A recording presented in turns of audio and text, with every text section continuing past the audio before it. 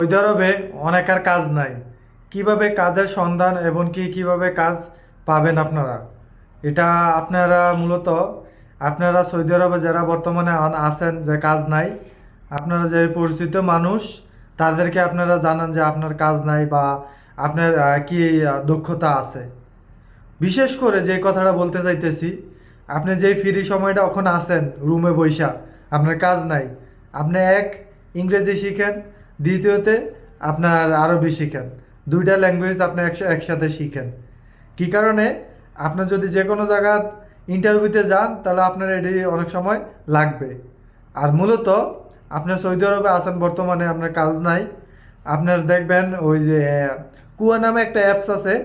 এই অ্যাপসটাতে আপনি ঢুইকা বিভিন্ন বিভিন্ন কোম্পানির মাধ্যমে আপনি কাজ টোকাইতে পারেন। আপনার বিভিন্ন জায়গায় আপনার এই যে কুয়া মাধ্যমে এটাতে আপনার কাজ মানুষকে দিয়ে দিয়ে থাকে বা স্পন্সর করে সৌদি আরব বা বিভিন্ন কোম্পানিরা। আপনারা সেটার সাথেও আপনাদের সেই সফটওয়্যারটা খুললা, সেটার ব্যাপারেও আপনারা আইডি খুললা পরে আপনারা যাচাই করতে পারেন বা কাজের আবেদন করতে পারেন। এবং কি আরও বিভিন্ন অ্যাপস আছে, সেগুলোতেও আপনারা কাজের ব্যাপারে কথাবার্তা বলতে পারেন। অনেক অনেক অনেক অ্যাপস আছে, সার্চ দিলে অনেক অ্যাপস আসবে, আপনারা পাবেন।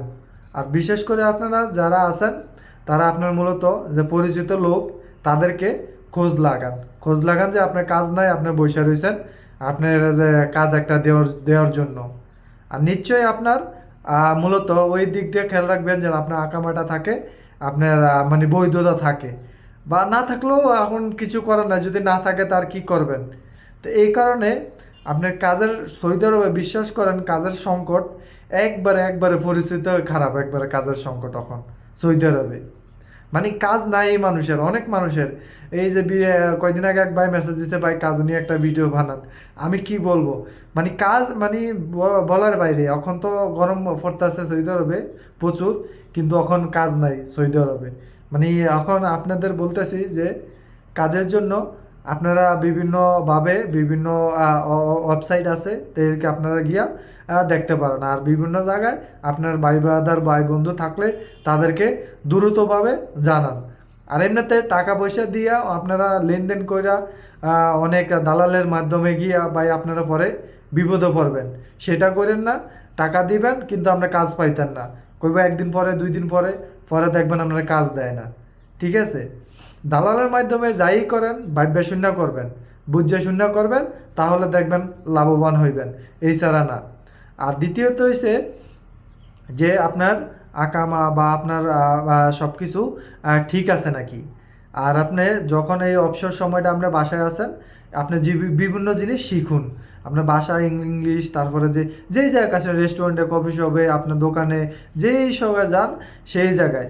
আর মূলত এখন আপনার কাজটা নাই, আপনার যে কোনো একটা অল্প বেতন হইলেও আপনি আপাতত কাজটা ঢুকে যান।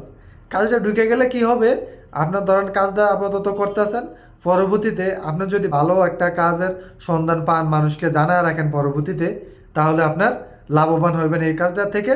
বেকআপ দিয়ে আপনার অন্যটা যাইতে পারেন না, মানে সেই নতুন কাজে যাইতে পারবেন। তো এই কারণে আপনি যে কোনো এখন অল্প টাকার বেতনও হইলো যে আপনার মাসে চলা যায়, সেইটাও আপনি কইরা আপনি একটা কাজে বর্তমানে জয়েন করতে পারেন, যে কোনো কাজে হোক।